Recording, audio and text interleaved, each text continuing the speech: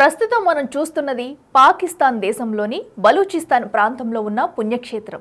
దీనిపై ప్రస్తుతం బలూచ్ మహిళలు సంచలన నిజాలు బయటకు చెప్పారు. అవేంటో ఈ స్టోరీలో తెలుసుకుందాం.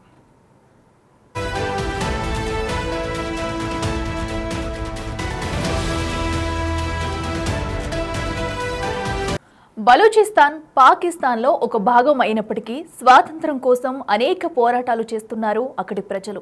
పాక్ తమ భూభాగం నుంచి లబ్ధి పొందుతూ తమను హీనంగా చూస్తుందంటూ నిరసన జ్వాలలు హోరెత్తిస్తున్నారు. ఈ నేపథ్యంలోనే కొన్ని దశాబ్దాల నుంచి పాక్ పై బలూచిస్తాన్ అంతర్యుద్ధాన్ని చేస్తూ వస్తుంది.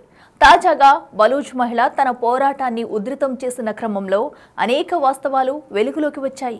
బలూచిస్తాన్ ఇస్లాం దేశం కాదని ఓ మహిళ సంచలన వ్యాఖ్యలు చేశారు. తమ ప్రాంతం ఇస్లాం రాజ్యంలో ఉన్నప్పటికీ ఇక్కడ చాలా మంది హిందువులు ఉన్నారని చెప్పారు.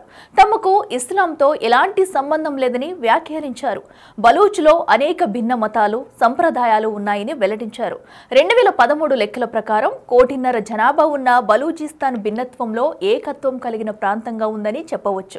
దీనికి కారణం ఈ ప్రాంతంలో హిందువులు, ముస్లింలు, క్రైస్తవులు, పార్సీలు, ఇతర మతస్థులు జీవనం సాగిస్తున్నట్లు తెలుస్తుంది. అలాగే పాకిస్తాన్ ప్రజలకు ఎంతో ముఖ్యమైన ప్రముఖ పుణ్యక్షేత్రం కూడా తమ భూభాగంలో ఉందని చెబుతున్నారు. బలూచిస్తాన్లోని లస్బెల్లా జిల్లాలో హింగ్లాజ్ మత అనే దేవాలయం ఉంది.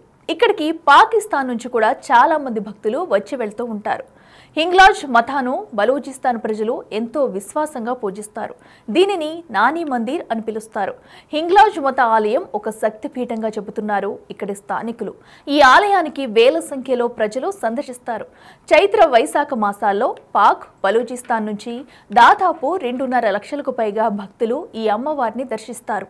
అందుకే బలూచిస్తాన్ పాకిస్తాన్కు సంబంధం లేదని, అలాగే ఇది ఇస్లాం దేశం కాదని అంటున్నారు బలూచ్ మహిళలు. ఇస్లాం అనేది తమ మతం కాదని చెబుతున్నారు. ఈ సందేశాన్ని తమ దేశంలోని ప్రజలందరికీ తెలియజేస్తామని అంటున్నారు. బలూచిస్తాన్ భవిష్యత్తుపై అనేక ఆశలు పెట్టుకున్నామని, మా సంప్రదాయాలు, కట్టుబాట్లు వేరని అంటున్నారు. తమకు ప్రత్యేక దేశం వచ్చే వరకు ఈ పోరాటం, ఉద్యమం ఆగదన్నారు అక్కడి మహిళలు. और सबसे बड़ी बात, आपने इसकी औरत को दहशतगर्द करार दिया, आपने इसको यहाँ पे कैद किया। आपको क्या लगता है कि आप एक अच्छा पैगाम दे रहे हैं? ये पैगाम ये औरतें पहुँचाएंगी और हर घर पहुँचाएंगी, हर इलाके पहुँचाएंगी।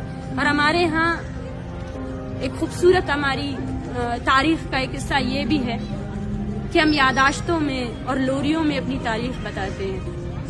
जब हम यहाँ पे थे, जो हमारे साथ हुआ, पीछे बलूचिस्तान में सैकड़ों की तादाद में शायरों ने हमारे साथ जो हुआ उसको लिख लिया, और ये और भी लिखेंगे, हम लिखते रहेंगे इसको।